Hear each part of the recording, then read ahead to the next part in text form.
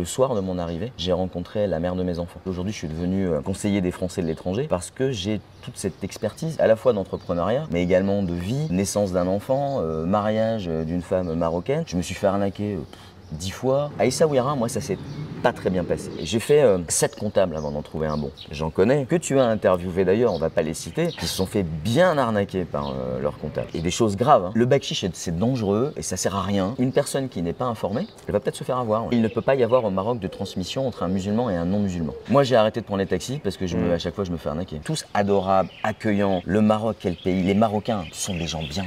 Vraiment. En fait, il a fallu partir pour revenir avec tout l'amour qu'on a eu pour ce pays. Je comprends absolument pas que la France traite comme ça le Maroc et je suis ravi que le Maroc les envoie. Je suis un amoureux du Maroc, donc tu pourras pas me piéger. C'est bien parce que t'es passionné et ça se voit que tu aimes le Maroc. Quels gens, quoi. Quel pays. Ils sont fiers en plus de leurs racines, de leur roi. Je comprends pas par exemple pourquoi on vient m'amener toujours une petite bouteille en plastique Sidi Ali avec mon café. On est des invités au Maroc, ça j'insiste là-dessus. J'aime pas quand certains l'oublient. Ouais. J'aime pas quand les Français râlent. Là, j'en ai quelques-uns. Mes enfants, je les ai mis à l'école marocaine. C'est pour ça qu'ils parlent arabe et génial. tout. Moi, j'ai adoré le fait. Les écoles marocaines sont géniales aussi. Hein. Arrêtez de venir, on n'est pas du tout en terrain conquis. Faut arrêter de faire le coq, arriver dans les administrations. Ceux-là, moi, j'ai envie de les dégager. Parce qu'ils nous minent, ils nous ruinent la vie. Après, on a une réputation qui est insupportable. Ça, j'ai du mal. On se retrouve aujourd'hui avec un grand amoureux du Maroc et de Marrakech, Khalil Gervero. Il est élu conseiller des Français de l'étranger et il vit au Maroc depuis 2005. Donc vous allez voir, c'est une vidéo très intéressante parce que Khalil a un parcours d'entrepreneur très inspirant. Il a vécu beaucoup d'aventures, des arnaques, un peu de tout, pour au final avoir créé Capitone, une solution pour les retraités français qui s'installent au Maroc. Bon visionnage. Ta première fois au Maroc, les premiers souvenirs que tu as, c'est quoi? Qu'est-ce qui te vient? En fait, moi, je connaissais pas du tout le Maroc. Je savais même pas où était Casablanca. Quand j'étais en France, j'avais jamais regardé les pays arabes. Il se trouve que j'ai été expatrié pendant longtemps, quand j'étais jeune, de 7 à 17 ans en Côte d'Ivoire. Mais le Maroc, je connaissais absolument pas. Quand j'ai eu l'occasion de venir au Maroc, j'ai choisi Essaouira. Mais vraiment sans connaître du tout ni le Maroc, ni les villes, ni à l'endroit où il fallait s'installer, etc. Pas du tout. Du coup, Essaouira, c'est ce qui m'est arrivé. Ouais, par hasard. Un peu par hasard. En fait, non, on avait, je dis on, c'est parce qu'avec mon père qui lui travaillait en Côte d'Ivoire, il avait une cliente qui était installée à Essaouira. Donc comme on ne connaissait pas du tout le Maroc, et l'objectif c'était d'arriver, c'était initialement de la gestion de patrimoine. On s'est dit, on va arriver au Maroc dans une ville où on pourrait être un peu accueilli pour avoir les quelques clés de réussite. C'est pour ça Essaouira. Et après Marrakech alors? Alors, oula, non, bon, il y a eu beaucoup de choses. C'est vrai. Il y a eu beaucoup de choses. En fait, ce que j'apprécie d'ailleurs, et j'aime bien dans l'histoire qui m'est arrivée au Maroc, c'est que le soir de mon arrivée, j'ai rencontré la mère de mes enfants. Wow. Le soir même. Donc, je me souviens encore de la date, c'est juste impressionnant. Donc le soir même. Alors c'est vrai que je suis resté, au bout de 3 jours, on était déjà ensemble. On a décidé de se marier 3 mois plus tard, parce que c'est aussi compliqué de vivre sans être marié au Maroc. Ouais. Donc ma femme est marocaine. Et donc au bout de 6 mois, on s'est mariés, toujours en restant à Essaouira. Quelques temps après, elle est tombée enceinte. Et pour travailler, il se trouve que dans mon ancien domaine d'activité, qui était la gestion de patrimoine, Essaouira était une trop petite ville. Donc, quand je suis arrivé, il y avait une seule à Essaouira, il y avait qu'une seule quincaillerie en fait, il n'y avait rien du tout, il n'y avait pas de supermarché, il n'y avait rien. Donc pour travailler, il y avait assez peu d'expatriés aussi. Donc on est reparti en France pour l'accouchement de mon premier fils et j'avais plus de travail en fait, donc c'était un peu compliqué. Mais comme on dit au Maroc, je pourrais pas comment le dire, tu sais, on dit, il y a une expression, je la connais pas en arabe, hein, et qui dit que l'enfant il vient souvent avec son propre beurre en fait, avec sa réussite professionnelle. Et je suis allé démarcher les banques suisses pour savoir s'ils avaient envie de monter un bureau à Marrakech. Et une des banques a accepté. Donc je lui ai présenté des business plans, etc. Et c'est là qu'on a décidé de venir à Marrakech où il y avait sans doute plus de travail dans le cadre de la gestion de patrimoine. Et donc j'ai débarqué, ici on a débarqué avec valise, femme, bébé, vraiment bébé, tout bébé, il avait 2 mois quand on est arrivé. Et voilà, on est arrivé à l'hôtel Ibis de Marrakech et puis on a commencé à s'installer. Donc vraiment Essaouira dans un premier temps pendant un peu plus d'1 an avant de m'installer cette fois définitivement à Marrakech. Après un passage de 6 mois en location meublée à Annecy, quoi. On a essayé de chercher du travail, quoi. Donc ça a été un peu fastidieux. Ouais. Au fond, toi, tu avais prévu de rester au Maroc ou c'est cette rencontre qui a fait que… C'est cette rencontre qui m'a fait rester ici. Okay. Moi, je crois qu'initialement, j'ai pas, tout au début, surtout Essaouira, moi je suis pas un grand fan du vent en plus. Donc Essaouira pour le coup, la ville du vent. Ouais. La ville du vent, c'était pas vraiment l'idéal. Mais je pense qu'effectivement, si j'avais pas rencontré ma femme, je serais sans doute reparti. Ouais. Donc c'est l'histoire d'amour qui m'a fait tomber aussi amoureux du pays et de découvrir le pays. Essaouira a bien changé maintenant. Ah bah oui, maintenant. T'as des alors supermarchés, après, il y a plus d'étrangers aussi qui ouais. vivent là-bas. Oui, alors maintenant, bah, Essaouira, c'est plus qu'une grande ville, hein. Moi, j'ai vu la naissance de l'aéroport d'Essaouira aussi, qui n'était pas un aéroport international. Le supermarché qui est arrivé. Parce qu'entre-temps, moi, j'ai fait beaucoup de choses au Maroc, beaucoup, avant de trouver ma cible, ma voie. Ouais. Donc j'ai fait beaucoup de choses. J'ai fait de l'immobilier, comme tout le monde. J'avais un blog qui marchait bien. J'ai vendu des pochettes iPhone que je créais ici, donc un peu de maroquinerie. Et puis après, oui, après un truc top, j'ai créé un concept de petit hôtel à Essaouira qui s'appelait Tweet Hotel, comme Twitter, avec des chambres pas chères pour les backpackers, mais super propres et tout. Et, donc Tweet Hotel, qui existe encore d'ailleurs, il a été repris. Ça marchait super bien. Donc à Essaouira toujours. Et cette fois-ci, on avait mis dans l'hôtel, on avait mis la sœur de ma femme et son mari. Et c'est eux qui géraient l'hôtel. Moi, je m'occupais des réservations, du concept, de la création, de tout, enfin tous les bookings, les résas, etc. Enfin la totalité. Et on a fait ça pendant 3-4 ans. Hein. Ça marchait super bien. J'étais vraiment ravi. Après, on a dû arrêter parce que le propriétaire a souhaité reprendre son local. Donc on a arrêté. Et j'ai fait de la gestion de patrimoine, mais il se trouve que je me suis tapé la crise de 2008. Tu sais, la crise de... Donc évidemment, la banque a décidé d'arrêter. Donc j'ai dû aussi changer de voie en 2008 pour faire de l'immobilier, etc. Enfin, j'ai fait beaucoup de choses avant vraiment que ça marche. Donc tes premiers pas au Maroc, il y a pas mal d'entrepreneuriat.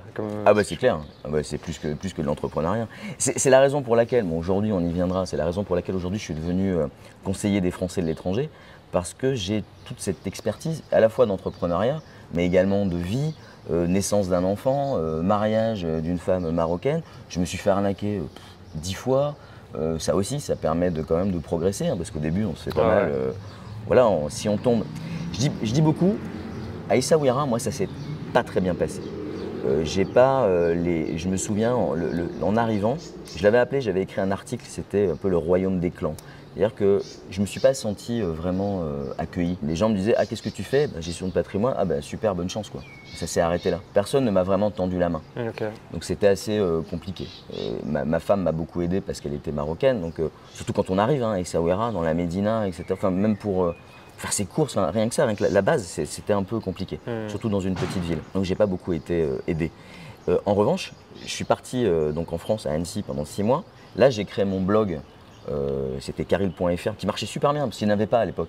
Il n'y avait pas du tout de blog qui racontait et j'avais dit comment créer une activité aussi. J'avais fait un peu ça initialement. Mais c'était un blog dédié dédié au Maroc, oui, à mon installation d'expatrié.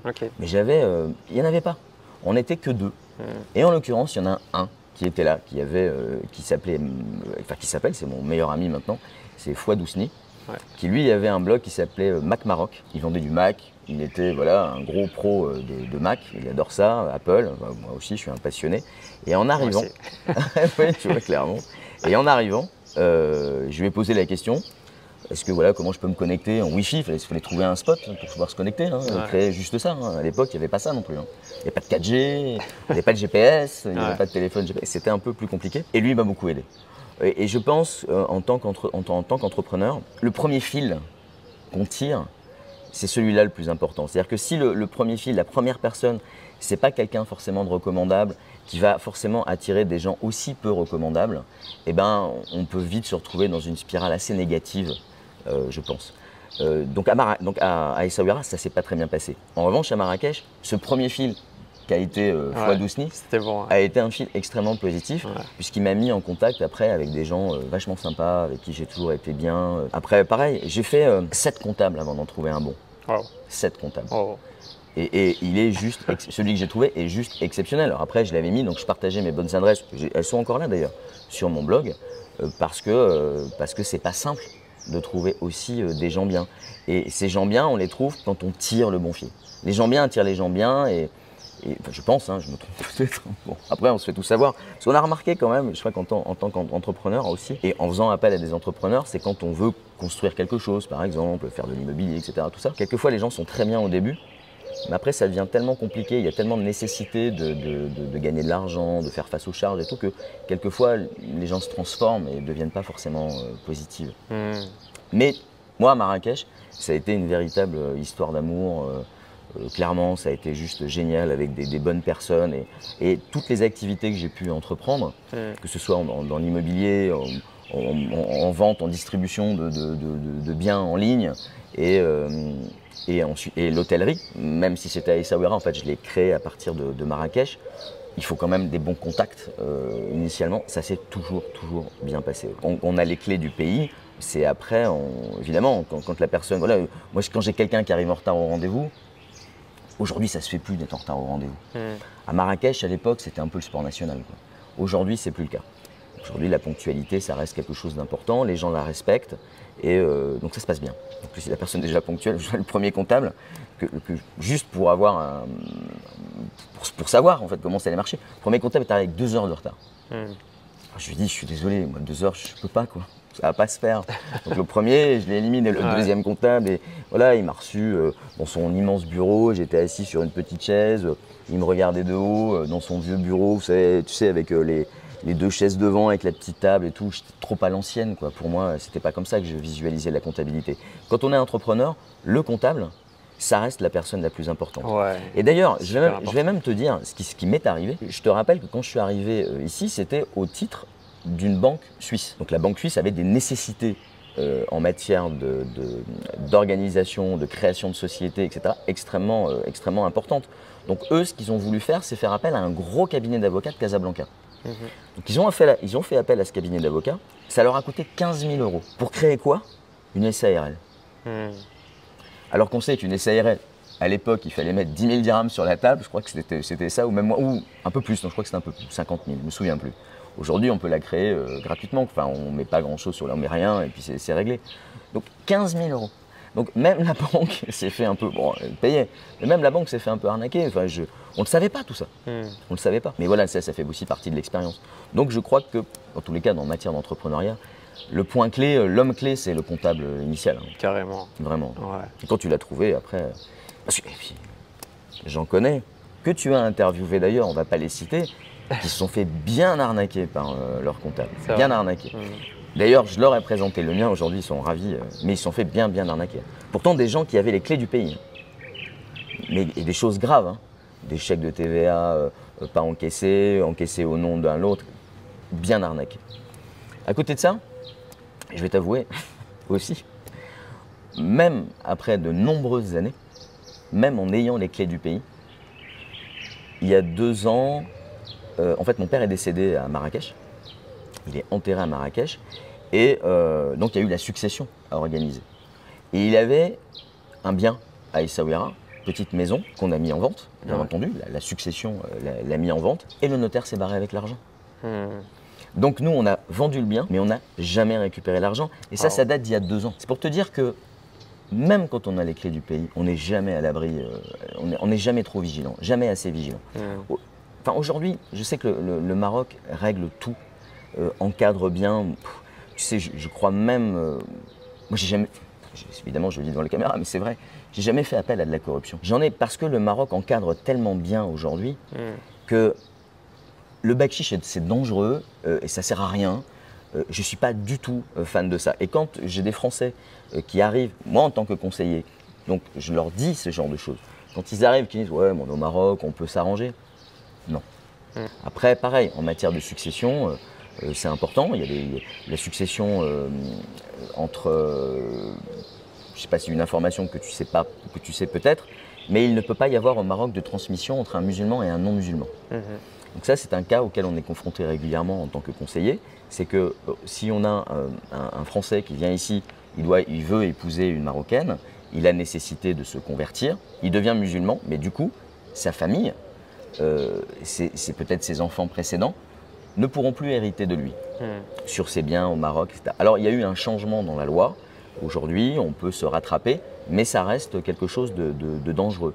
Donc ça, pareil, il faut le savoir. On ne peut pas le savoir. Le notaire, ce n'est pas aussi au notaire de le dire. Les donations aujourd'hui, est-ce que ça peut se faire ici? C'est encore une fois un bon notaire qui va te permettre de le savoir. Et là, de la même manière, on a un notaire à Casablanca qui s'est spécialisé en matière de succession internationale. Aujourd'hui, moi, dès que j'ai une demande particulière, je l'oriente vers ce notaire qui s'est vraiment spécialisé. À chacun son domaine d'activité. À chacun, comme en France, à chacun son domaine d'activité. Donc voir des grands généralistes, oui, mais c'est pour ça qu'il ne faut pas hésiter à se renseigner, à aller voir les bonnes personnes. La fonction de conseiller des Français de l'étranger, qui est une fonction assez récente, elle a à peu près 10 ans, c'est des bons angles d'arrivée en fait aussi. On peut les interroger pour savoir qui est bon, etc. Parce que c'est souvent des gens qui ont beaucoup d'expérience, qui ont de la bouteille, qui sont là depuis longtemps et qui sont passés par toutes les cases. Moi, je suis vraiment passé par toutes les cases. Et je te dis, je me suis fait arnaquer dans tous les sens. Dans des travaux, prêts d'argent, enfin, vraiment dans beaucoup de choses.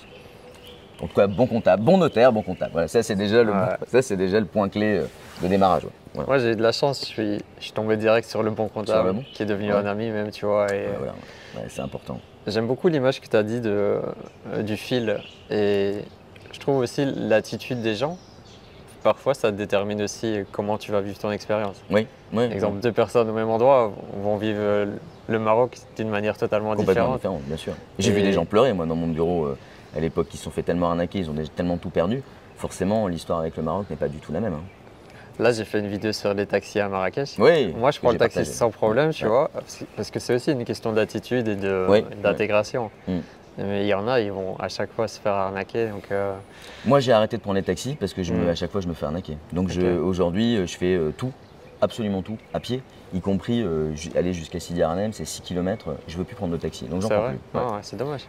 Non, c'est l'enfer. Donc maintenant, je prends les nouveaux systèmes, là, tu sais, avec application, etc. Même si c'est pas. Mais je préfère, parce que eux, ils m'ont vraiment, dégoûté. C'est vrai. Ouais. Leur comportement est absolument. Ça a peut-être changé, hein. Je les prends plus. Je peux plus savoir. Mais non, ça va maintenant. Ça va mieux. Ça a commencé à aller mieux à partir du moment où il y avait le gros macaron avec leur numéro sur la porte. Là, ils ont commencé à changer.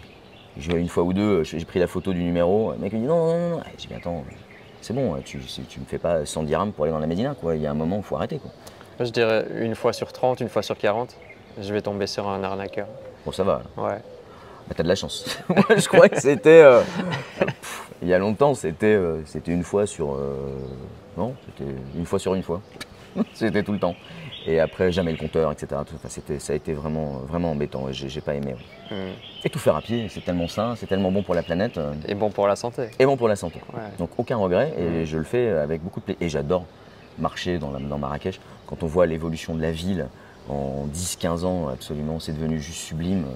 Et ça ne cesse de s'améliorer. Enfin, moi, je suis un amoureux de la ville, hein, clairement. Hein. Vraiment, ça fait partie des villes que. J'aime bien Rabat, j'ai découvert il y a peu de temps. Ça me dirait bien. Très joli, peut-être. J'ai discuté avec des amis, ils m'ont dit quand tu es jeune, actif, Marrakech, c'est top. Enfin, Casablanca, je veux même pas en parler. No comment. Je pourrais jamais vivre à Casablanca, j'ai essayé, mais je pourrais jamais. Mais Marrakech, dans le premier temps, mais quand tu es un peu plus âgé, pour ta retraite ou pour plus tard, Rabat, c'est sympa. Très agréable. Ouais, vraiment belle ville, belle température, propre, pas de mobilette. Même la campagne aux alentours. Ouais, très jolie. La conduite est possible. Ici, c'est juste impossible. Et donc tu pleures, hein, ça commence vraiment à faire cher. Hein. Donc il faut changer les choses. Je regrette que dans la ville, par exemple, on a eu la COP 21, je crois, je me souviens plus, 21 je crois, ou 22, non 22 peut-être. Il y a eu des gros investissements, beaucoup d'argent qui ont été déversés dans la ville pour pouvoir l'améliorer. Ça n'a pas été très bien fait. Ils auraient dû mettre beaucoup plus d'arbres, pas de palmiers mais des vrais arbres, voilà, partout dans la ville. Ça aurait pu permettre de réduire les températures. Et des arbres pas forcément qui nécessitent beaucoup d'eau. Ça n'a pas été bien fait. J'ose espérer que là, la nouvelle équipe de la ville, je pense qu'ils vont faire le nécessaire. C'est déjà en train de mûrir dans leur esprit. La ville va devenir un petit peu plus fleurie, je pense. Le nouveau parc à côté du Menara Mall commence, c'est quand même super joli. Ça va venir, ça va venir. Et le fait d'être à pied, ben, ça permet justement de voir tout ça, quoi. Et voilà, j'aime beaucoup, y compris en allant jusqu'à Sidi Arnem. Ouais, donc ça fait loin. Moi j'habite Guéliz, je te dis pas, ça fait loin. Et justement, c'est quoi pour toi les atouts de Marrakech, de cette ville? J'étais à Annecy, je t'ai dit, pendant 6 mois. J'ai trouvé beaucoup de similitudes avec Annecy. D'abord, la montagne, pas très loin, cette vue permanente sur la montagne. Alors, si vous voyez marqué vue sur l'Atlas, bon, on la voit de partout. Donc, dans l'immobilier, c'est pas un argument. Hein. Pour info, il est tous, donc c'est pas un problème. Donc, on peut dire que c'est 30-40 km de Marrakech. Ouais, c'est ça. Donc 30-40, c'est pas beaucoup. Hein. Ouais. C'est pas beaucoup. Elle est très belle en plus, donc c'est quand même très très joli. Donc la montagne, et qu'on voit Le fait de voir ces palmiers avec les cimes enneigées, c'est juste à tomber par terre en hiver, c'est juste à tomber. Ça, c'est très très joli. Après, on a quand même le lac, pareil, à 30 minutes. Donc je pense au lac d'Annecy. Tu vois, donc ça c'est aussi, ça ressemble un peu à tout ça. Le climat extrêmement sec, qui est quand même très agréable malgré tout par rapport au climat humide. J'ai vécu à Essaouira avec cette humidité constante, ce goût, cette odeur de moisi quand on rentre un peu dans les maisons anciennes, y compris dans l'hôtel que je tenais. On essayait, on se battait pour ça, mais ça sentait quand même le moisi. Donc on a quand même ce climat. Et puis, si on a envie de mer, on prend. J'ai connu, il n'y avait pas les routes à l'époque. On peut aller à Agadir, il n'y avait pas l'autoroute, c'était l'enfer. Donc on peut aller à Agadir en facilement, c'est moins de 2 heures à peu près. On peut aller à Essaouira à 3 heures. On peut aller à Essaouira donc en 1h30 avec les grandes routes. Donc on est proche de la mer. Aujourd'hui, on a pareil.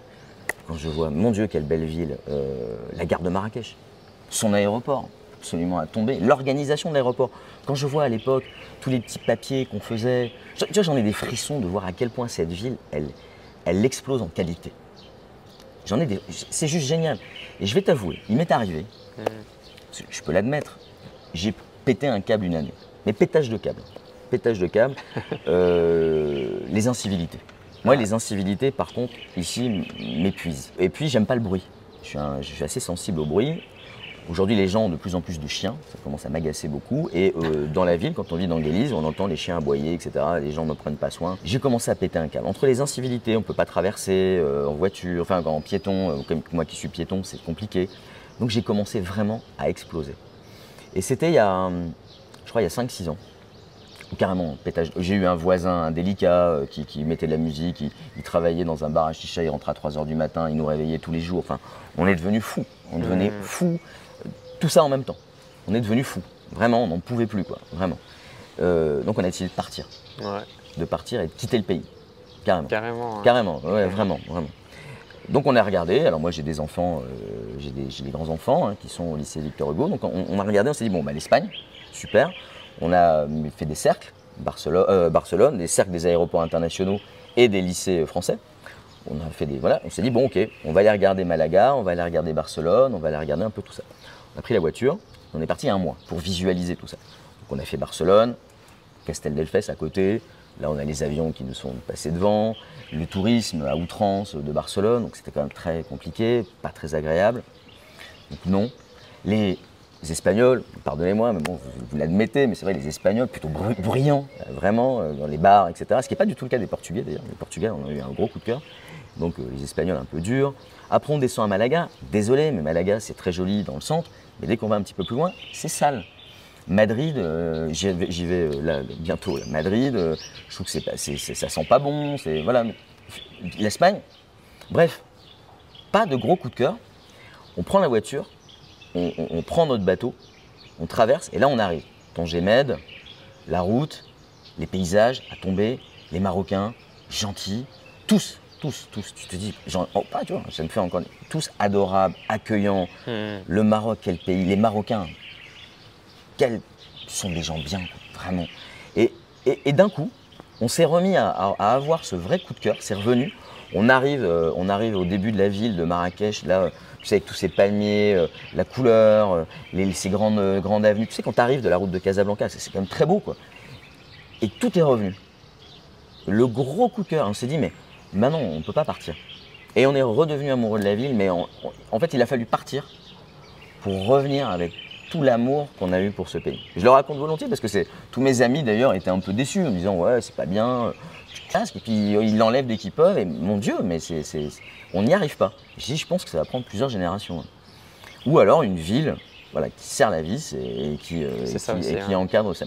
Parce que d'un autre côté aussi, et c'est ça que j'aime au Maroc, c'est qu'il suffit de claquer des doigts et c'est réglé.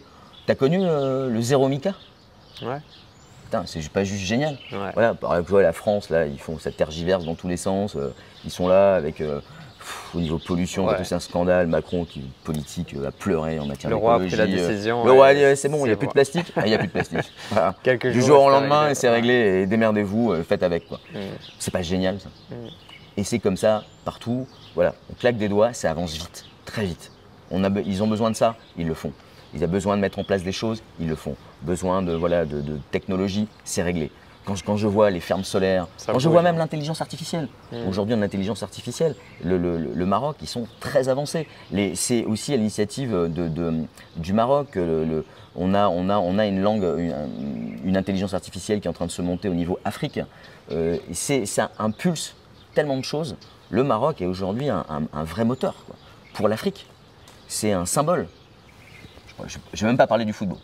Je ne vais même pas en parler, tout le monde le sait. Donc, mais c'est un symbole de sa puissance, de son soft power, je dirais même, au sein de l'Afrique. Donc oui, le Maroc, bien entendu, une destination de rêve. Et je pourrais parler après de la santé également. Destination de rêve, y compris pour les retraités, on pourra en parler. Mais aussi destination importante, pays clé, indispensable à l'ensemble des relations internationales.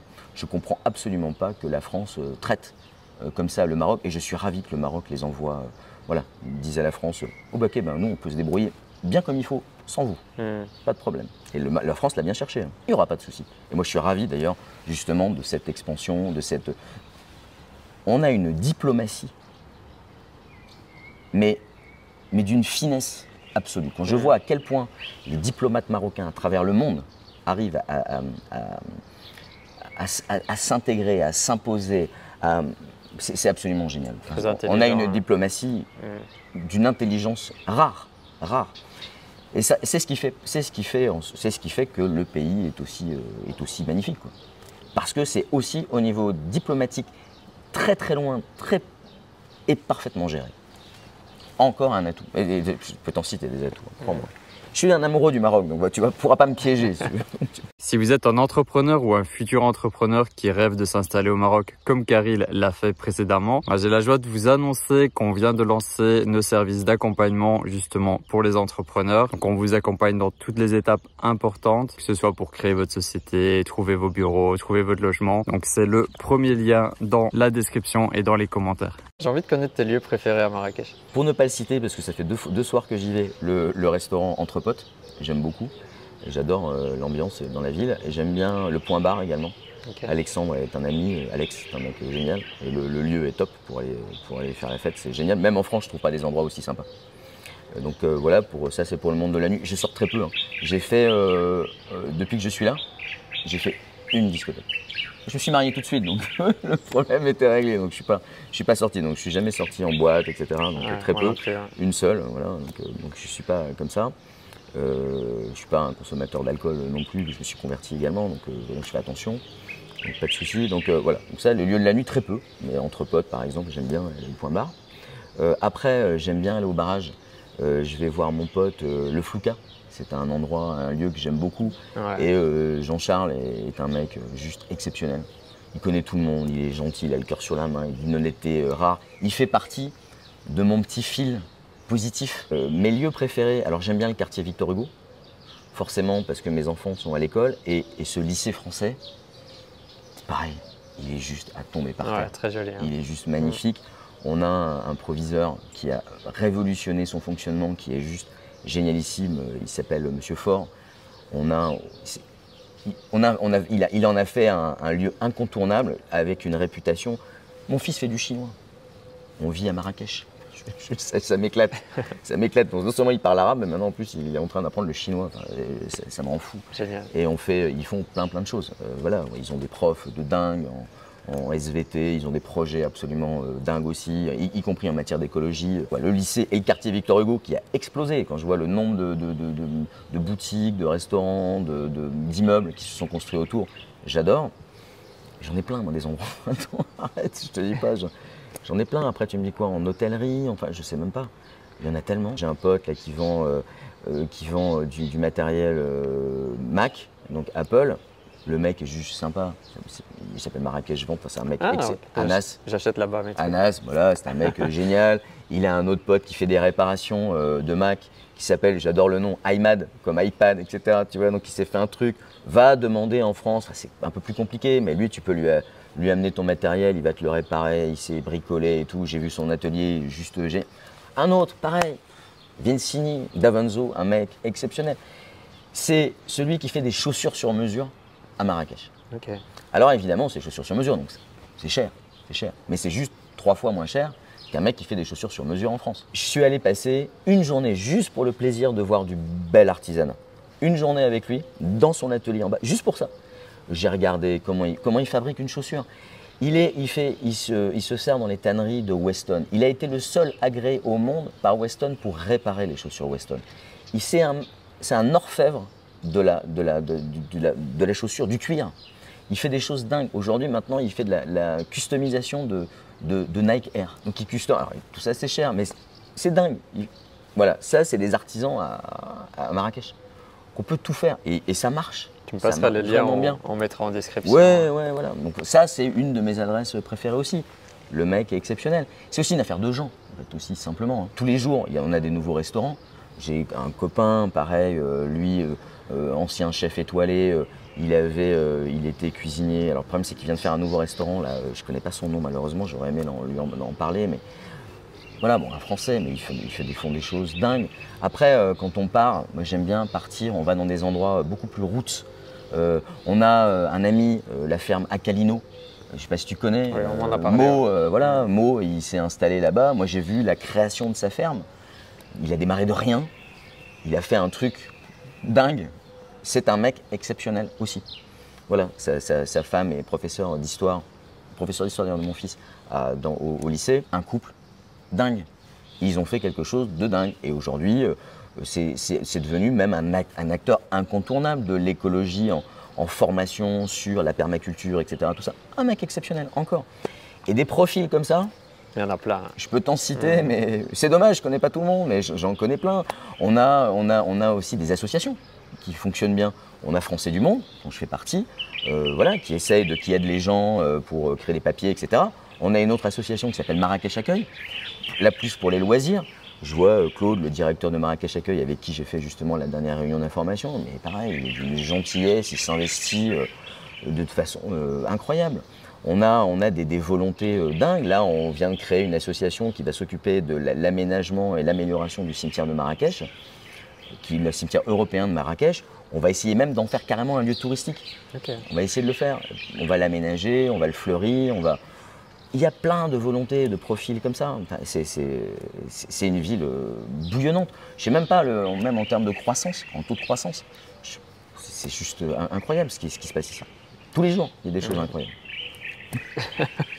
C'est bien parce que tu es passionné et ça se voit que tu aimes le Maroc, tu vois. Ah ouais, ça fait plaisir. Ouais. Complètement, vraiment. Il y a des belles choses ici, c'est clair. Je ne repartirai plus. Ouais. Je ne repartirai plus. Et même dès que tu sors de Marrakech aussi, tu as plein de projets partout. Alors mieux. Quand tu sors de Marrakech. Le problème, il est là en fait. C'est un peu, tu sais, comme Paris serait absolument génial s'il n'y avait pas les Parisiens. À Marrakech, allez, je ne veux pas être méchant, hein. S'il n'y avait pas les mobylettes, déjà. S'il n'y avait pas les mobylettes. Sur les Marrakechis, bon. Mais c'est vrai que dès que tu sors, tu fais 15 bornes, même pas. Tu fais 10 bornes. Et les Marocains, c'est. Ouais. Tu fais des treks, des randonnées, quand tu es accueilli chez l'habitant. Mais même, tu vas juste au barrage, même juste là, pas très loin, tu vois, on n'est pas loin. Mais l'accueil des Marocains, cette façon de considérer, d'aimer les gens, malgré quelquefois une extrême pauvreté, tu te dis, mais quels gens, quel pays. Ils sont fiers en plus de leurs racines, de leur roi, tout ça, c'est quand même très agréable. Évidemment, on pourrait dire que quelquefois, il y a des choses qui leur manquent, mais c'est juste dingue. On pourra parler, encore une fois, en matière de santé, ce qu'a fait la sécurité sociale marocaine est incroyable. Voilà, dès qu'on sort aussi, les Marocains sont encore mieux qu'à Marrakech. Déjà, ils sont bien, mais là, on est encore à un niveau supérieur. C'est vrai, hein, on le constate. Hein. Moi, j'habite à Lorica, tu vois. Donc, déjà, donc tu les connais, les gens dans les villages, etc. Tout ça. Moi, ma femme vient à côté de Beni Mellal. Non, à côté de Kala Esrarna. J'arrive pas à le prononcer, j'ai du mal. J'ai pris des cours d'arabe, mais j'ai du mal. Et là, pareil, c'est des gens, des hyper travailleurs. La famille de ma femme, c'est des agriculteurs. Il faut voir ce qu'ils ont fait, ce qu'ils font de leurs mains. Et l'accueil à chaque fois, ils sont juste. C'est des gens dingues. Enfin, c'est des gens qui méritent ce qu'ils ont, qui méritent cette progression dont ils bénéficient aujourd'hui. Et c'est génial. Ils méritent cette croissance-là. La croissance du pays, ils le méritent. Et quand je vois aujourd'hui, moi je me souviens de donc, ma belle-mère qui avait un four en terre quand je suis arrivé. Et aujourd'hui, qui a sa maison en dur, qui a réussi à la faire construire et tout, enfin très très rapidement. Et voilà, qui accueille toute la famille régulièrement. Incroyable. Après, des fois, je me pose la question aussi, est-ce que la modernité ne casse pas aussi un certain état d'esprit et un état d'être Si, tu bien vois sûr, bien sûr. Moi, non, je regrette, c'est pas ça. Je regrette que cette modernité ne soit pas suffisamment maîtrisée, organisée. Quand je vois, par exemple, qu'ils nous gonflent avec leur maison en agglo, où il fait chaud dedans, où il fait froid l'hiver, où il fait chaud l'été et tout, alors qu'ils pourraient exploiter le pisé et faire des maisons sublimes, tellement mieux. C'était que ça avant le Maroc. C'était que ça. Enfin, Et aujourd'hui, ils pourraient faire ça, Mm. y compris au bled. Et ça serait bien. Ce serait une progression maîtrisée. Comme aujourd'hui, les pesticides, etc., tout ça, on a un problème. C'est à voir, mais il y a du travail. Hein. On parle de problème générationnel, hein, clairement. C'est un problème de conscience aussi. Et c'est vrai que pour les pesticides, il y a des solutions alternatives et elles sont mises en place, mais à niveau industriel, c'est pas encore, ça pas touche suffisamment. pas encore. Ouais. Pas suffisamment. Il faut espérer On espère, ouais. faut espérer qu'ils vont prendre conscience de ça. Mais ça commence à venir. Je crois qu'il y a quelques fermes aujourd'hui qui s'en inspirent, qui essayent de. Puis si les gens demandent ça, c'est ça. c'est à nous aussi de modifier nos habitudes. C'est ça. C'est ça. Mais aux gens, difficile à dire. Moi, je suis désolé, hein, mais je revois le comportement de certains parents d'élèves fortunés qui ont mis leurs enfants au lycée français. Ce sont des comportements en matière d'écologie, mais complètement, ils ne se rendent pas compte du tout. Entre les chauffeurs, les diesels, les grosses bagnoles, les consommations de bouteilles de 6 litres plastique qu'on balance tout le temps. Je ne comprends pas, par exemple, pourquoi on vient m'amener toujours une petite bouteille en plastique 6 avec mon café. Tu peux pas me mettre un verre d'eau? Bah oui. Moi, je bois du robinet, chez moi, depuis toujours. Faut qu'ils arrêtent avec ces bouteilles en plastique. Ça m'énerve. Je comprends pas qu'il n'y ait pas cette conscience-là, alors que tout le monde le sait, qu'il faut arrêter. Et ça, aussi, si tu prends un café, c'est pas pour boire de l'eau. Enfin, je sais pas. En plus, et ça leur coûte cher. Ils me mettent dans le prix. Mais mets-moi un verre d'eau. Je comprends pas ça. Et partout. Et tu prends 3 cafés. Tu vas là au Belzy, juste à côté là. Tu prends 3 cafés, tu as 3 mini bouteilles d'eau. Alors que ma première, elle n'a même pas été terminée. Je suis encore en train de la boire. Ça me scotche. Ça m'agace en fait. C'est ça qui m'agace ici. Tout le reste, j'adore. Ça m'agace. Et j'aimerais bien que ça avance. Je sais pas quand. C'est un travail aussi. Moi, en tant que conseiller, on essaie de porter un peu la bonne parole, tant bien que mal. On me demande à Agadir d'envoyer des flyers. J'en avais fait il y a 10 ans, j'en avais fait quoi. Et donc il me dit on n'en a plus, tu peux nous en envoyer? Non, j'imprime plus. Tu regardes en ligne, tout est là. Ah, c'est fini ça, ouais. Les cartes de visite. Va pas me demander les cartes de visite. Malheureusement, on est encore un peu obligé d'en faire. Mais heureusement, voilà, même dans des matériaux un peu plus sympas. Mais non, donc des flyers, je t'en enverrai plus. Maintenant, tout est en ligne. Ne m'imprimez pas un papier, quoi. C'est fini, on n'en veut pas. C'est quoi les grands défis, challenges que tu as eu dans ta vie? Je trouve que j'en ai eu pas mal pour des raisons simples. C'est que j'ai toujours été indépendant, entrepreneur, etc. Donc les défis, c'est déjà aussi ceux de s'assumer. Moi, j'ai commencé à travailler très vite. J'ai tenté une prépa Sciences Po et ça n'a pas fonctionné. Du coup, j'ai été contrat de qualification à l'époque dans l'assurance. Je vendais des assurances en porte-à-porte dans les immeubles en France. Donc ça, c'est une école formatrice assez chaude, mais pas le choix, il faut bien gagner sa vie, quoi. Donc c'était quand même très compliqué.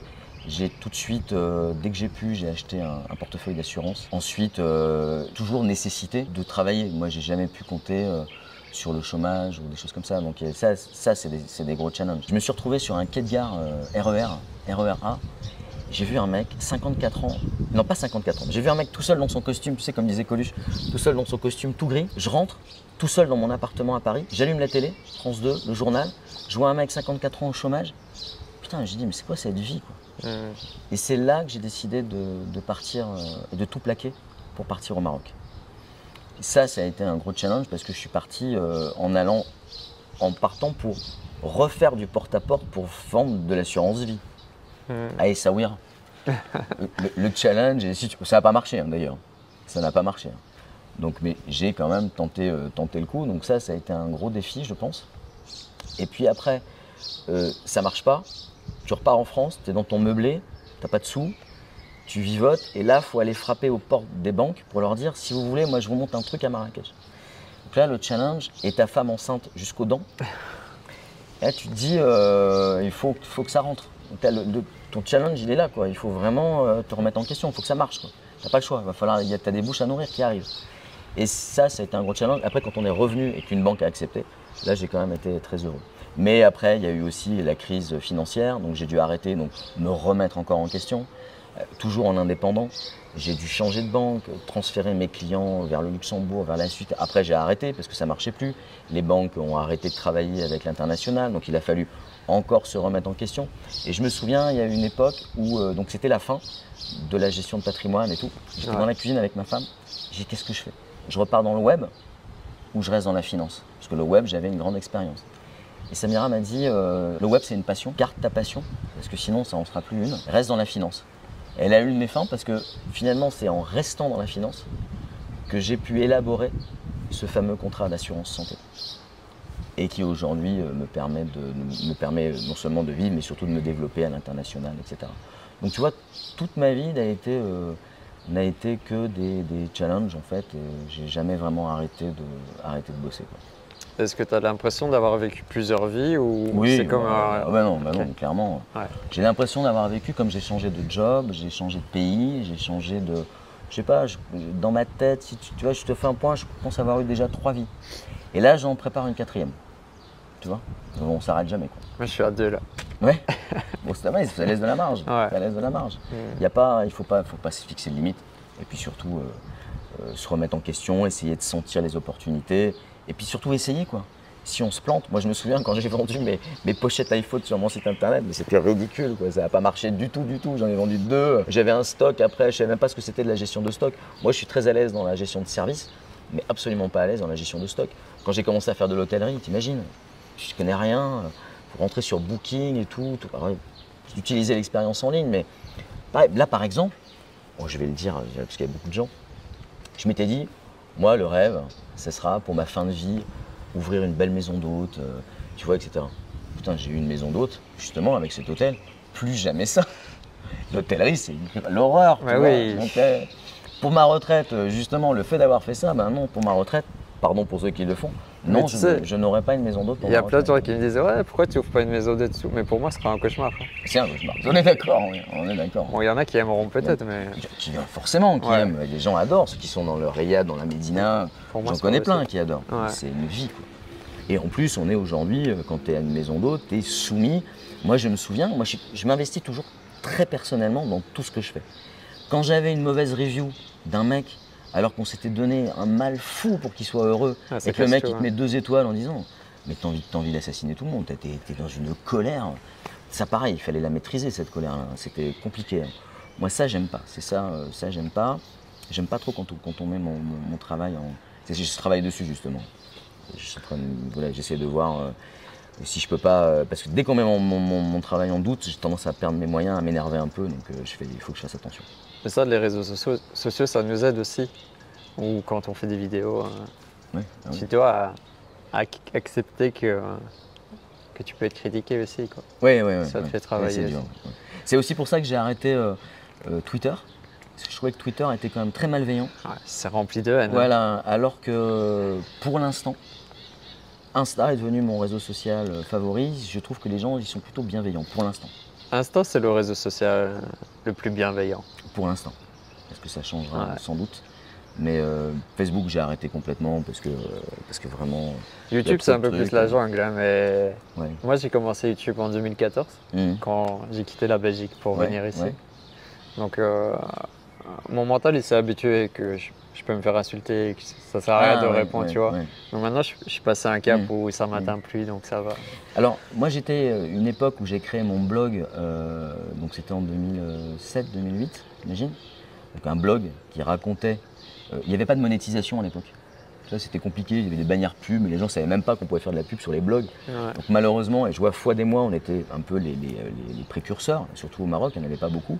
J'avais, je sais pas, je tournais à 2000 visiteurs jour, beaucoup d'interactions sur mes articles et tout, et je me faisais insulter, mais grave. Et ça, je t'avoue que je le vivais très mal, moi. J'ai mis du Pas temps. facile, ouais. J'ai mis du temps. Je me souviens, il y en a un qui arrêtait pas de me gonfler. Et en fait, le mec, donc il me disait, rentre chez toi, etc. Le truc classique. Hein. Et en fait, je me rendais compte qu'il vivait au Canada, le mec. Putain, il était là en train de me gonfler alors qu'il ne vivait même pas ici. Quoi. Enfin, il y a des choses assez choquantes. Après, donc j'étais content d'arrêter. Et aujourd'hui, moi maintenant, je ne prends plus la peine de la discussion. J'ai des gens qui me disent, ouais, c'est la liberté d'expression, il faut pouvoir échanger. Non. Moi, j'ai le mot de travers, c'est bloqué immédiat. Je ne discute pas, j'ai même pas envie de discuter. J'aime bien, par exemple, lancer une information, y compris sur LinkedIn. Je me développe pas mal sur LinkedIn aussi. Je donne une information et les gens, des fois, en commentaire, ils veulent le débat. Je réponds pas. J'ai pas envie de débattre. J'ai pas envie de débattre. En fait, dès que tu commences, ça va t'obliger à enchaîner. Après, j'enchaîne et tout, t'arrêtes non. plus, c'est chronophage et tout, donc j'ai pas envie de débattre. Après, moi, je me souviens, sur mon blog, les mecs disaient, donc ils débattaient, parce que c'était un forum, tu peux t'inscrire, tu pouvais discuter, c'était un forum de discussion et tout, enfin il est encore en ligne d'ailleurs. Quand je fermais le compte, le mec m'envoyait un message en me disant, oui, c'est la liberté et tout. Je dis, mais non, moi mon blog, c'est mon, moi je suis le gouvernement chinois, si tu veux. Si tu veux avoir la liberté, fais ton truc. Mais viens pas baver sur les gens qui me lisent ou des trucs comme ça. Donc après j'ai arrêté et hop, le moindre mot de travers, je te dégage. Je même pas et pas de débat. Je suis pas là pour débattre.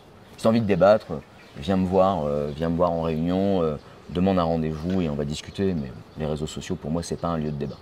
Il y a des gens qui ne peuvent pas aimer, hein, donc ils disent au contraire. Et tout. Donc, tous ceux qui commentent comme ça, tu les vois dans la vraie vie, ils vont rien te dire. Tu vois. En plus, ouais. Souvent, voilà, cette déferlement de haine derrière un écran, c'est tellement facile. Mais donc voilà, moi, je trash et puis c'est réglé. Quoi. Puis on n'a pas le temps aussi de perdre avec ça, quoi. Complètement. Puis pas envie. Puis j'ai pas envie de fermer mon compte. J'ai pas envie de fermer mes comptes parce que j'aime beaucoup les interactions que j'ai bienveillantes. Donc c'est quand même très très agréable. J'ai toujours plein de choses très agréables à découvrir, surtout maintenant que je commence un peu de politique. Tu sais, tu arrives à un âge où tu as envie de changer les choses. Donc là maintenant, comme j'avais la tête dans le guidon toute ma vie, là maintenant j'ai envie de changer les choses. Donc je m'investis davantage en politique. Donc là je suis dans un nouveau parti dans lequel je me sens vraiment bien, c'est Place Publique, qui est donc créé par Raphaël Glucksmann. C'est un parti plutôt européen, mais qui a très envie de se développer en hors de France maintenant. Ça, c'est vraiment génial. Je préfère être un rouage important dans une petite structure plutôt que d'être dans un grand parti où finalement tu fais pas grand-chose, c'est compliqué. Là, il y a tout à faire, donc c'est très très agréable. C'est des équipes géniales. Les personnes que j'ai rejointes, elles sont super. Et c'est quoi leur vision et leur action ? Alors leur action, comme il y a tout à faire, déjà leur action c'est déjà de structurer ce parti et de structurer la partie hors de France. Et donc on va s'inspirer des autres partis politiques qui sont beaucoup trop complexes pour essayer de faciliter les choses. Je te donne un exemple. J'ai eu un problème, moi, dans mon ancien parti, pour faire passer un message sur l'écologie en matière de technologie. En fait. Technologie, j'arrivais pas à identifier la personne au sein de mon parti capable de porter ce projet à l'Assemblée nationale ou ailleurs. Impossible. Mais vraiment, ça a duré des semaines. Impossible. Ouais. Là, l'objectif serait, par exemple, d'identifier, c'est comme ça que je le visualise, d'y dire, voilà, j'ai ce projet-là, tu coches différentes cases par rapport au projet, et ça t'amène à travers un formulaire à la personne en charge de ça, pour que tu le portes, et derrière, qu'ensemble, on aille gérer ce projet-là. Mais au niveau politique.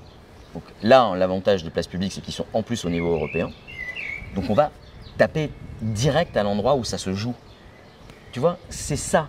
C'est comme ça qu'à mon avis, on peut changer les choses. Alors évidemment, je ne parle pas du tout de politique marocaine, je ne suis pas du tout concerné et je ne veux pas m'en mêler. Et heureusement, on est là des Français ou étrangers européens, on doit la jouer la plus discret possible. On est des invités, qu'on soit clair. On est des invités au Maroc, ça j'insiste là-dessus. J'aime pas quand certains l'oublient. Ouais. J'aime pas quand les Français râlent. Là, j'en ai quelques-uns qui se peinent, c'est jamais assez, etc. On est des invités. Et Dieu sait qu'il y en a quelques-uns qui méritent vraiment d'être expulsés. Je trouve qu'on est bien gentils encore ici. En revanche, m'investir davantage dans la politique européenne pour les Français qui vivent à l'étranger, tu vois, ça, je trouve ça important parce qu'on est quand même 3,5 millions à l'étranger. Je vais te donner un exemple simple. Le budget pour les Français de l'étranger, c'est le budget de la mairie de Toulouse. Alors qu'on est 3,5 millions. Tu sais, il y a combien de Français au Maroc ? Non, c'est difficile de savoir. On ne le sait pas d'ailleurs, pas vraiment. On arrive à faire des projections. Pas au Maroc, je connais bien la circonscription. Par exemple, Marrakech, donc la circonscription dans laquelle je travaille, donc de Marrakech à Ouarzazate, on a 7000 inscrits. Et c'est pour ça que. Tiens, petit message, je peux passer en profiter pour passer un message. S'inscrire au registre des Français, ça prend 2 minutes, c'est gratuit, ça se fait en ligne. Le consulat, les agents du consulat, le nombre d'agents des consulats est calculé sur la base du nombre d'inscrits. Okay. D'accord? 7000 inscrits, évidemment, on a, je sais plus, une vingtaine d'agents, quelque chose comme ça, au consulat, peut-être plus, mais pas beaucoup plus. Et après, quand tu as besoin d'un passeport, d'un machin, etc., tu fais quoi? Tu appelles ton consulat. Et les Français sont étonnés qu'au consulat, personne ne répond, ou que c'est compliqué pour avoir quelqu'un. Ils font vraiment tout leur possible. Mais ils ne sont même pas inscrits. Inscris-toi, si on arrive, on sait qu'on est à 7000 inscrits, on est au minimum dans la circonscription entre 15 et 30 000, et avec les pics du mois de juillet-août, on monte à 50-60 000. Donc des MRE qui viennent, il y en a plusieurs qui viennent, d'ailleurs ils viennent même demander à faire leur passeport ici parce que c'est plus rapide de le faire ici que de le faire en France. Du coup, tu as des pics d'activité qui ne peuvent pas être gérés, qui ne peuvent pas être absorbés parce que simplement les gens ne se sont pas inscrits. S'ils s'inscrivent, eh ben, on aura plus d'agents et on aura plus de services et on aura tout ça et ça coûte rien. Donc on vous met le lien dans la description. Oui, ça c'est important. Vraiment, ça c'est un message qu'on veut faire passer par le consulat et on veut vraiment, dès que je peux, je le dis.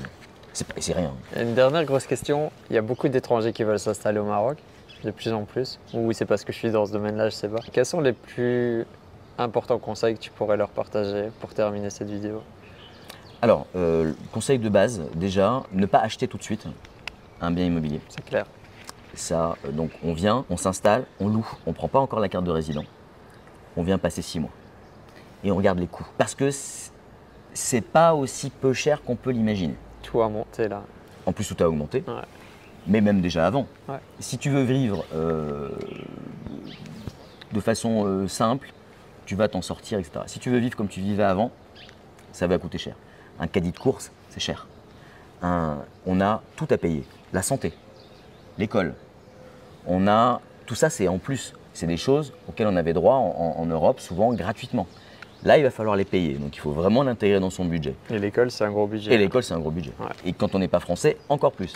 Pour les Belges ou les autres, c'est 3 fois le prix, 2 fois le prix pour un Marocain, 3 fois pour les autres nationalités. Donc, c'est quand même très cher. Moi, à côté de ça, mes enfants, je les ai mis à l'école marocaine, moi, jusqu'en 6e. C'est pour ça qu'ils parlent arabe et Génial. tout. Ouais. Moi, j'ai adoré le fait. Les écoles marocaines sont géniales aussi. Elles sont plus strictes, elles ont des façons de travailler. Moi, j'ai adoré ça. On les a basculés dans le système français vraiment au dernier moment. On avait très envie qu'ils restent dans le système marocain. Donc, ils ont été dans le système marocain et voilà, et ça les a bien formés. C'est un beau cadeau que tu leur as fait. Complètement, complètement. Donc, anticiper ça, venir pas longtemps, mais en location, ça c'est important. Bien se renseigner sur les différents coûts, identifier les bons profils. Si on est entrepreneur, un bon comptable d'abord. La base. La base. Et après, c'est bon, on peut se lancer. Mais vraiment anticiper et pas tout plaquer, comme je l'ai fait d'ailleurs. Moi aussi. Comme je l'ai fait. Et je pense que j'aurais dû, on ne me l'avait pas dit quand je suis arrivé, donc on aurait dû me le dire, enfin j'aurais dû l'écouter ou être plus attentif à ça. Mais je crois que venir louer 6 mois quelque chose ici, c'est bien. Mais attention, 6 mois, je te rappelle que tu as assuré que 3 mois. Ouais. Donc tu fais un aller-retour, parce que sinon, ton 6 mois, il est dangereux. Donc tu fais 90 jours, tu loues ton truc, tu rentres en France, tu prépares éventuellement encore ton projet, tu reviens 3 mois de plus, et là tu dis ok, je me lance sur la carte de résidence, sur l'entreprise, etc. Je pense que c'est ce qu'il faut faire. Aussi, le Maroc peut faire rêver, mais tout le monde ne peut pas s'adapter au Maroc pour y vivre.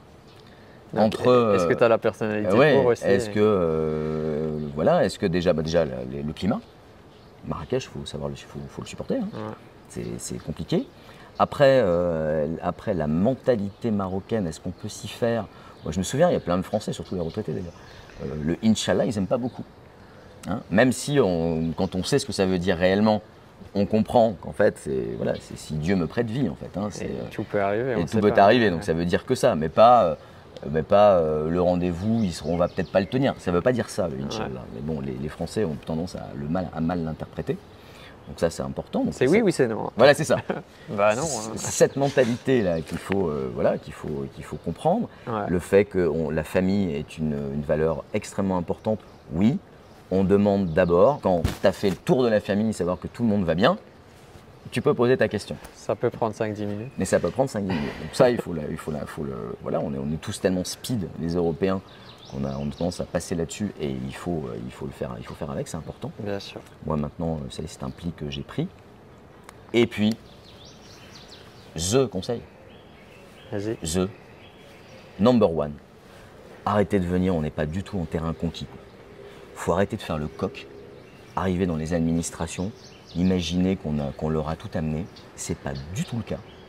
Arriver avec toute l'humilité dont on doit faire preuve quand on est un invité. Parce qu'alors là, ceux-là, moi j'ai envie de les dégager. Parce qu'ils nous minent, ils nous ruinent la vie. Après, on a une réputation qui est insupportable. Ça j'ai du mal. Ça j'ai du mal. Donc on arrive, pas d'arrogance. Apprends à dire on ne peut pas dire que le nouveau président, que le président nous donne Macron, parce que la vidéo, il sera plus là. Donc on peut le citer, il faut qu'on le cite. Qu'effectivement, Macron nous a bien ruiné nos relations avec le Maroc, vraiment. Et ce symbole d'arrogance là est insupportable, vraiment. Et apprends à dire salam alaikum, les mots de base. Ouais, les mots de base. Moi, j'ai pris des cours d'arabe pendant 2 ans. Le problème, c'est que comme on pratique peu, parce qu'on parle beaucoup français, c'est ça le problème. Le fait de ne pas pratiquer, ça nous bloque, on n'avance pas. Ça, c'est un peu le souci, mais prendre au moins la base. Quelques mots, ouais. Par exemple, il y a beaucoup de gens, au début, je ne savais pas, tu vois, mais quand tu dis salam alaikum, les Français souvent ils disent malekoum salam. Ah, c'est pas malekoum salam, parce que justement, c'est la négation. Donc, c'est wa alaikum salam. Ça, les gens ne savent pas. Donc, bon, les Marocains, ils ont pris l'habitude. Mais rien que ces petites subtilités-là, c'est important de s'y intéresser. Je dirais pas de l'apprendre, mais de s'y intéresser quand on arrive. La moindre des choses, c'est quand même de s'intéresser aux gens qui vivent dans le pays, à leur culture, à leur façon de penser, etc. Après, après un bon couscous, le vendredi, et c'est le top. Ouais, en famille. Moi, j'ai pas réussi à me faire El Ben, tu sais, le lait caillé, j'y arrive pas. Moi non plus. Ça viendra peut-être, mais j'y arrive pas. J'arrive pas encore. C'est l'intégration ultime. Ouais, c'est ultime. Ouais, c'est ça, quand tu arrives à boire le Ben et avec plaisir, c'est que c'est bon, tu peux y aller. Et puis boire du Hawaï avec le couscous, c'est pas mon truc non plus. Ouais. Le Hawaï, c'est genre originaire, on n'a pas très envie. C'est vrai que c'est pas mal, mais bon. Un grand bonheur d'être là en tout cas. Ouais, c'est un beau pays. Ouais. Ouais. Comment on fait si on veut te contacter Si tu tapes mon nom, mon prénom sur internet, tu risques d'avoir une longue liste de contacts, ça c'est clair, parce que je suis quand même très présent. Et à titre personnel, et sur les réseaux, et sur LinkedIn, et en tant que conseiller des Français de l'étranger, j'ai 3 sites. Donc j'ai mon site personnel, assez peu consulté maintenant, mais que je garde quand même en ligne, c'était caril.fr. Après, j'ai le nouveau site en tant que conseiller des Français de l'étranger, qui celui-ci va être aussi une base documentaire, et qui sera une base documentaire, donc c'est carilgervero.fr. Et puis, tu as le site de mon entreprise, donc Capitone, qui est capitone.fr en fait, simplement, où là, il y a beaucoup d'informations sur la CNSS, comment s'inscrire, etc., ouais. Un peu complet au niveau de l'assurance. J'ai essayé de faire un FAQ assez développé et que je développe encore davantage. Voilà, après… Instagram ? Après, Instagram, bien sûr. Mon réseau favori. Ouais. Insta à fond, que j'essaye de développer beaucoup. Voilà. Après les autres réseaux, Twitter, je t'ai dit, j'ai le compte, mais peut-être pas assez. Je vais peut-être m'y remettre un peu. Ah, faut oublier Twitter. Ouais, je crois. Ouais. Même si j'aime bien Elon Musk là pour l'instant, en plus il n'en fait pas forcément un réseau trop bienveillant, donc je suis pas fan. YouTube, j'ai une chaîne, mais c'est uniquement pour Capitone, essentiellement. Donc je mets tous les liens en description. Oui, donc si vous avez juste à dérouler la description pour avoir tous les liens vers Caril. Ok, puis je te donnerai peut-être des liens régulièrement. Ouais, on peut mettre à jour. De partenaires, voilà. Pas de partenaires, de personnes. En tant que conseiller, du coup, j'agrège un grand nombre de gens bien sur lesquels que j'essaie de mettre en avant, quelquefois. Je les mets, alors attention, par exemple sur caril.fr, les bonnes adresses que je donnais, je t'invite d'ailleurs à le faire, mais je pense que tu fais comme ça, je ne donne les adresses que de gens que j'ai éprouvés. Bien sûr. Vraiment, donc des gens avec lesquels j'ai vraiment travaillé. Mon fameux comptable, il est sur mon site internet parce que parce que je l'ai éprouvé. Ou d'autres, voilà, je l'ai vraiment éprouvé en matière de santé, dans tous les domaines. Bah, je te laisse le message de fin, de conclusion. Oui. Comment tu veux terminer cette interview? Marhaba. Marhaba bikoum, voilà en fait. Bienvenue. Bienvenue au Maroc, venez. On vous attend, vous serez bien accueillis. C'est un pays accueillant. Dès l'aéroport, avec les nouveaux taxis. Tu pourras réserver ton taxi en ligne. Ouais, tu peux réserver ton taxi maintenant, donc ça c'est quand même une super nouvelle. C'était peut-être le dernier truc. Le premier contact avec le Maroc, il était quand même assez. Tu sais qu'ils ont annoncé ça le jour où je sors la vidéo, ils annoncent ça. Ouais, bah oui, c'est intéressant. C'est dingue, hein. C'est vraiment génial. Là, ta vidéo elle est bien tombée. Hein. Et donc oui, venez, vous serez bien accueillis, que vous soyez actifs ou retraités. Moi j'encourage, mais d'ailleurs ils le sont tous, les Marocains qui vivent en France. Revenez au pays, ramenez votre cerveau, amenez vos compétences parce que vous savez que dans votre pays, vous avez tout à faire. Ils vous attendent, donc venez, ça c'est important. Les Français, on a déjà pas mal, donc vous pouvez venir, mais bon, faites en sorte que déjà votre pays s'améliore, mais bon, voilà, mais revenez, on vous attend ici, l'expatriation. Je vous rappelle, je parle des Français, hein, je vous rappelle que, et c'est un peu dommage parce que, y compris Mélenchon d'ailleurs, on a tendance un peu à taper sur les expatriés. Je vous rappelle qu'on est des gens importants pour la France parce qu'on exporte nos savoir-faire, notre idée, nos idées. Donc, donnez une belle image de nous, c'est important quand vous venez. Encore une fois, l'humilité, le manque d'arrogance et apporter des choses. Tu représentes un pays entier. C'est ça. C'est ça. En tant qu'étranger. Ouais, donc c'est quand même important d'arriver avec beaucoup d'humilité. Mais quand on vient et qu'on est humble, le pays nous le rend au centuple. Moi aujourd'hui je ne repartirai plus, hein, je ne pense pas. À moins d'être appelé à des fonctions qui m'obligeraient à me réinstaller en France, ce qui est tout à fait possible, mais je pense que je ne partirai pas. En tous les cas, si je pars, je reviendrai. Si tu as envie de t'installer au Maroc pour lancer ton projet pro, j'ai créé une mini-formation pour toi. 7 conseils pratiques pour réussir ton installation au Maroc. Tu recevras un conseil par jour dans ta boîte email durant 7 jours. Clique sur le premier lien en description pour recevoir ton premier conseil dès maintenant.